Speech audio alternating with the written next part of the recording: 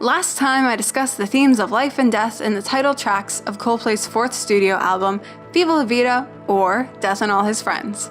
So I thought, why not follow up in the same vein Coldplay did 7 years ago, with an exploration of what comes after death and destruction.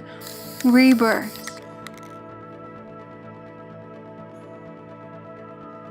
Now hold up, you might say, religion in my Coldplay?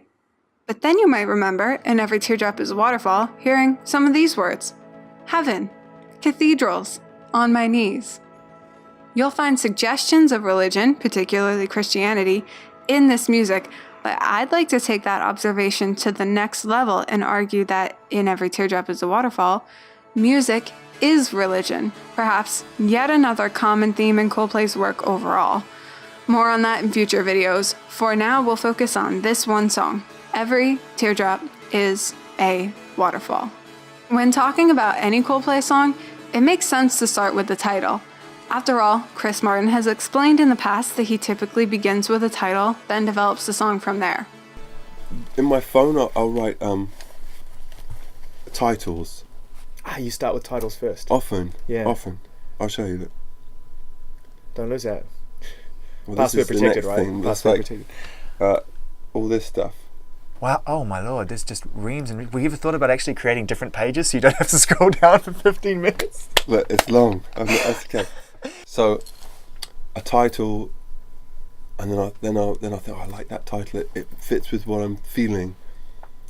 And then I'll just sort of wait, and then around 11 p.m. I'll see if I get called by whatever thing calls you.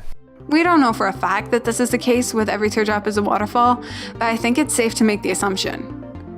So now you might be wondering how it is that teardrops and waterfalls relate to religion. I have an explanation for that, but first I also have another point about the song I'd like to explore that again relates to its title. Yes, I can't have just one point. To get there, we'll have to look quickly at the lyrics. Perhaps the song's most popular lyrics among fans are, "I'd rather be a comma than a full stop," or "So you can hurt me bad, but still I'll raise the flag." Both of which definitely capture the spirit of the song. At the surface level, Every Teardrop Is A Waterfall is absolutely a song about perseverance. Literally blocking out the terrible things happening around you and finding small ways to fuel what little hope and confidence you may have left to survive another day, and eventually conquer? But the details are far more interesting. If I had to pull out the two most important lines of the whole song, I would choose these. Every siren is a symphony, and every tear is a waterfall. They summarize the motifs of the song's lyrics, the idea that music can move you, and that the bad things that happen can cleanse and make room for new good. In fact, these two lines concluded the teasers that Coldplay posted to their Twitter page before the song was even officially announced, written in a video entitled, "And Finally," suggesting that they lend a great deal of meaning to the rest of the song's lyrics. Or it could just be a title drop. Still, I stand by my choice of these two lines. And here's where it begins to come together. Every teardrop is a waterfall. Every tear is a waterfall. What does that mean? Some may speculate that, like the song itself, what's on the surface hides a much deeper perspective underneath. And that's not wholly untrue.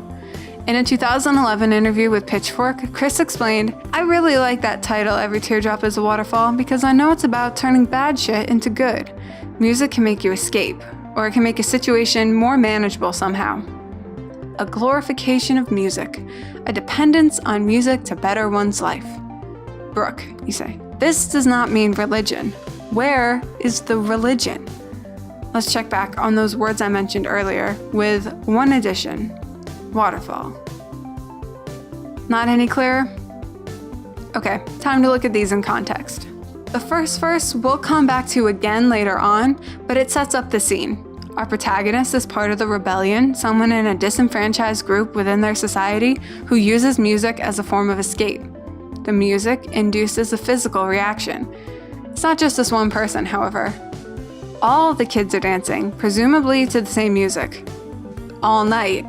They're spending a long time in this gathering focused on the music, turning to music as a source of hope, reassurance, belonging, enlightenment.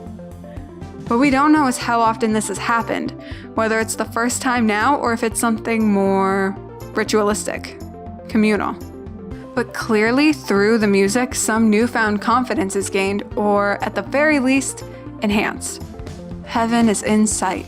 Hope has returned, hope for a good life, utopia, light. That's what is symbolized here, but in doing so, Chris specifically uses the word heaven. The music, the reverence of the music, is leading them to a better place, heaven.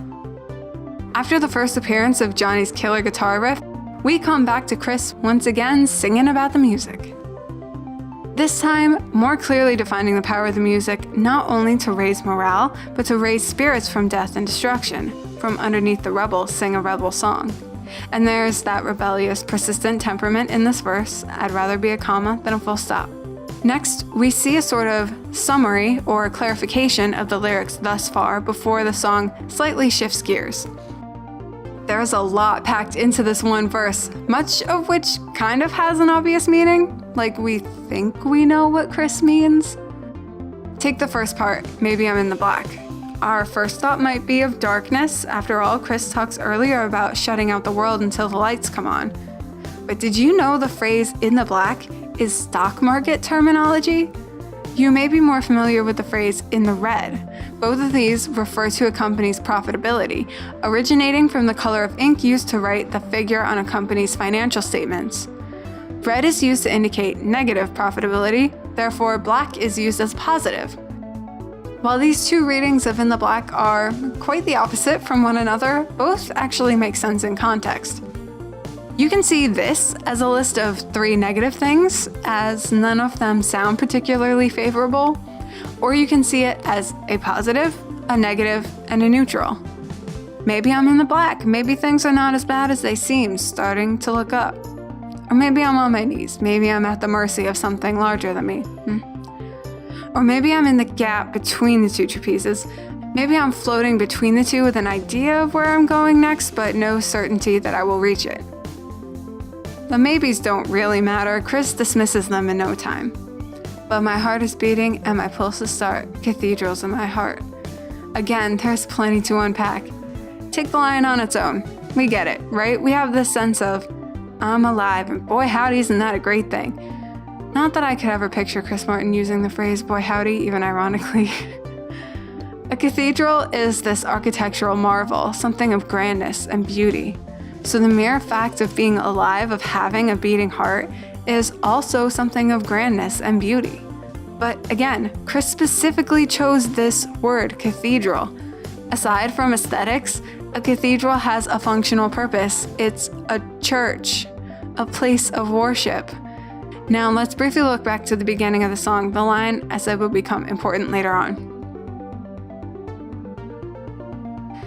The music creates the heartbeat. The heartbeat constructs these places of worship in response. Do you see the religion now? Oh yeah, the waterfalls. Okay. Oddly enough, this segment is far more abstract than any other part of the song. What is this light? Who are you, and from where do you emerge? What the hell does it mean to soar walls? There's not enough in this song to tie these lines in with the rest. We'll call it a reference to the oral-based graffiti of the Milo Zalito comic world Sparkers, and leave it at that. However, as I mentioned earlier, what concludes these lines are the motifs of the song. Every siren is a symphony. Whether it's a siren meant specifically for them or just a siren in the area, it's another sound to them. Perhaps they even thrive knowing they can cause a reaction, that they can make a difference. Listening to the music has raised them to such a place that they feel confident in their abilities to fight back, no longer fearful of what might happen. Even when the sirens go off, they welcome the fight. And every tear's a waterfall. A sense of amplification for sure. The thing is more than what the thing actually is. One tear, it's not a tear, it's a waterfall. If we go back to the Pitchfork article, the interviewer mentions, there will be people who will dismiss it as another Coldplay song about crying without even listening to it. That interpretation is valid to an extent. In an analysis of the song from jpiero21blog.wordpress.com, an obviously prominent writer and not a random blog I found while researching for this video, the author states, "My interpretation of Every Tear is a Waterfall is that the pain on the inside is several times the magnitude of the pain being shown on the outside. The thing is more than what the thing actually is." We can probably all relate to that. Even in the toughest of situations, sometimes we don't want to show exactly how much we're hurting. Sometimes we can't show it. Further down the page, however, one commenter writes something much closer to Chris's statement in the Pitchfork interview. I think he means that something negative can become a positive and beautiful thing. Tear, waterfall, siren, symphony. Waterfalls. Beautiful, sure. How does a waterfall become a positive thing? Remember the title of this video? Rebirth. What is a waterfall? It's a lot of water moving in a big way. That's the technical definition, obviously. It's not a one-to-one comparison here, but in mythology, the flood is often used to symbolize rebirth after destruction, including in the Bible. Typically, the state of the world pre-flood is one of dirt and debauchery, or otherwise pure chaos and evil. Floods serve the purpose of cleaning out the world to make a fresh start.